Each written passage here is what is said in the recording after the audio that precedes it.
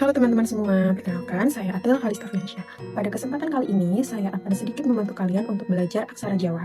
Nah, pada kesempatan kali ini itu saya akan dibantu media pembelajaran yang saya buat, yaitu flashcard. Jadi di flashcard ini terdiri dari ringkasan utama, asal-usul aksara Jawa. Mungkin kalau kita setiap kali kita sekolah terus kita disuruh untuk menghafalkan aksara Jawa itu kayak kita kan nggak tahu tujuannya itu untuk apa sih. Nah, mungkin kalian bisa mengetahui dari asal-usul aksara Jawa itu sendiri. Nanti bisa dibantu di flashcardnya ada sedikit penjelasannya. Nah, untuk di step pertama nih kalian harus menghafalkan masing-masing dari aksara Jawanya, dari mulai Hono Coroko sampai Mogoboto gitu teman-teman. Jadi dimulai dari Hono Coroko ya.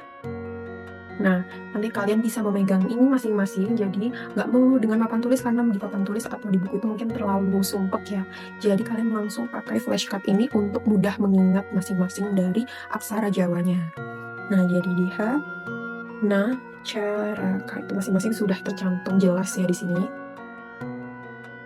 Lalu selanjutnya dalam bentuk Do, To, So, Wo, Lo. Nextnya ada di O, Do, Ja, Ya, Nya atau Podojo, Yo, Nyo. Yang terakhir itu ada Mo, Go, Bo, To, Ngo gitu teman-teman. Nanti kalian akan lebih mudah mengingat dibandingkan kalian memakai pepak bahasa Jawa ataupun buku yang disediakan seperti itu. Terus ini tentunya lengkap ya, ada sandangan juga, sandangan suara, yaitu terdiri dari ada wulu, suku, taling, taling tarung, dan pepet. Nah, itu masing-masingnya sudah ada bentuknya dan ini terjemahannya. Selanjutnya ada sandangan Wiajana. Nah, ini teman-teman, ini juga mulai dari cakra, terus ada cakra keret, pengkal, cecak, pinyan, sama layar. Selanjutnya setelah sandangan kita ada aksara rekan. Nah, ini bertujuan untuk kalau kita menulis ada pelafalan unsur-unsur bahasa Arab, yakni ada ko. Mungkin kan kalau di aksara Jawa itu dia pakainya KA ya, bukan KH.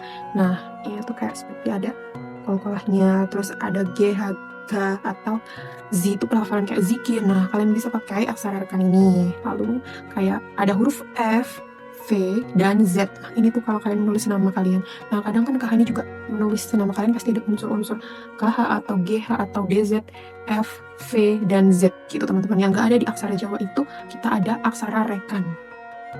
Jadi harapannya minimal kalian bisa menulis nama kalian sendiri dengan aksara Jawa. Lalu selanjutnya ada aksara swara. Nah, aksara swara ini adalah huruf vokal ya teman-teman. Jadi dari mulai A bentuknya seperti ini, I itu seperti ini, U seperti ini, E seperti ini, dan O seperti ini gitu ya.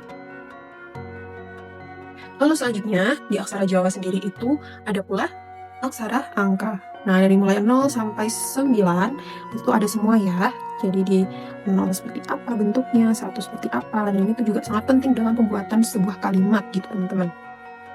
Dan yang terakhir, kalau kita membuat kalimat pasti ada dong tanda baca. Tanda baca itu nggak cuma ada di huruf Latin, di aksara Jawa tuh mereka juga punya tanda baca.